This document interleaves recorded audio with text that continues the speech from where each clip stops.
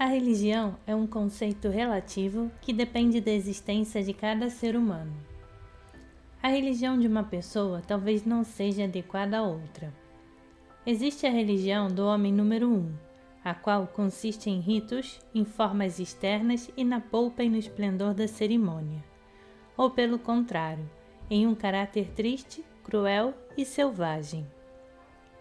Há a religião do homem número 2, que é de fé, amor, adoração e inspiração, em geral, transformada na perseguição e na opressão dos infiéis e hereges. Existe a religião do homem número 3, um sistema de crenças intelectuais baseado em dedução lógica, reflexão e minuciosa interpretação. As religiões dessas 3 categorias são as únicas que conhecemos. As religiões do homem número 4, do número 5 e superiores são de natureza totalmente diferente, e não poderemos conhecê-las enquanto formos o que somos. Podemos apenas aceitar que a religião de uma pessoa de um nível de existência não é adequada a uma pessoa de outro nível. Tomando o cristianismo como exemplo, podemos identificar as categorias de maneira mais específica.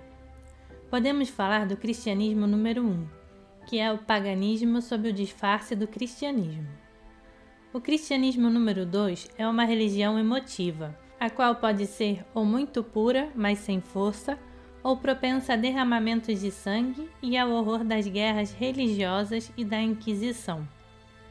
O cristianismo número 3, assim como as diversas formas de protestantismo, baseia-se em dialética e argumentações, em teorias. Depois é o cristianismo número 4, do qual os homens de número 1, 2 e 3 não têm a menor ideia. Na verdade, os cristianismos de número 1, 2 ou 3 podem ser considerados como nada mais do que imitações superficiais. Apenas o homem número 4 se esforça de fato para ser cristão, e apenas o homem número 5 pode ser mesmo cristão, ou seja, ter a existência de um cristão que vive segundo os preceitos de Cristo. Toda religião real, criada para uma finalidade específica, consiste em 2 partes. A primeira ensina o que deve ser feito. A segunda ensina como fazê-lo. Como a primeira parte costuma ser de conhecimento comum, ela se transforma de modo gradual e se desvia do ensinamento original.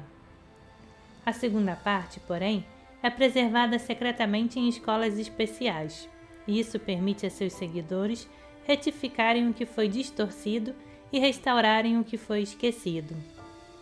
Sem essa segunda parte, não haveria o conhecimento da religião verdadeira, ou ele seria, na melhor hipótese, incompleto e subjetivo. A meta de todas as religiões é descobrir como fazer, o que envolve as leis da vida. Para o homem, existe o que é feito, ou seja, mecânico, e existe o fazer, que é mágico. Na vida, tudo se move, seja na evolução, seja na involução, seja para cima, seja para baixo. O movimento não segue uma linha reta, mas se dá simultaneamente uma direção dupla, dando a volta ao redor de si mesmo e terminando perto do centro de gravidade mais próximo. Essa é a lei da queda, em geral chamada de lei do movimento.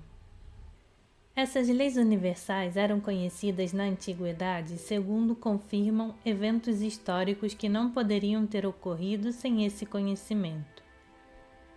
Desde a mais remota antiguidade, as pessoas sabiam usar e controlar essas leis da natureza.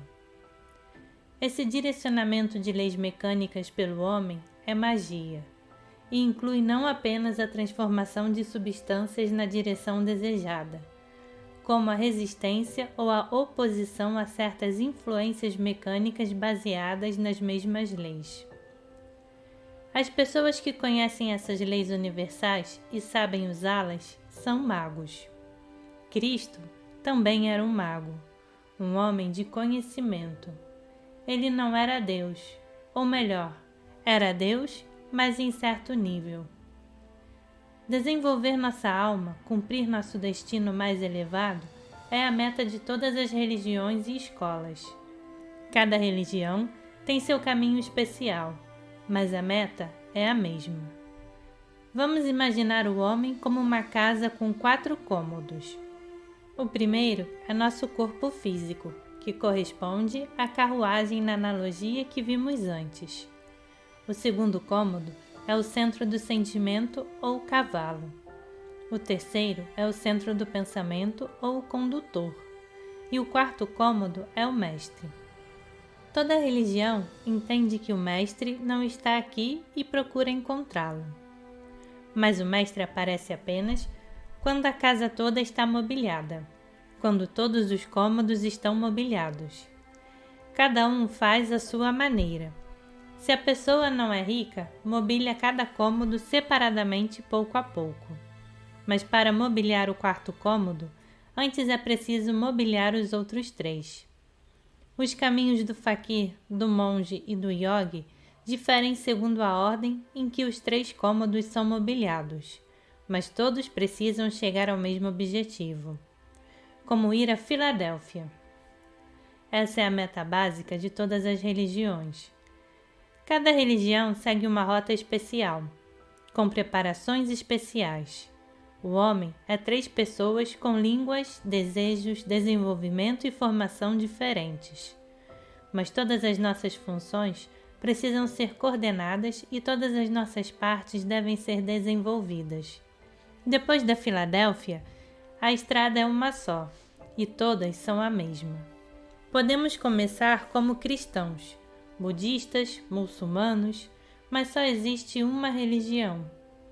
Podemos começar em um centro, mas depois os outros também precisam ser desenvolvidos.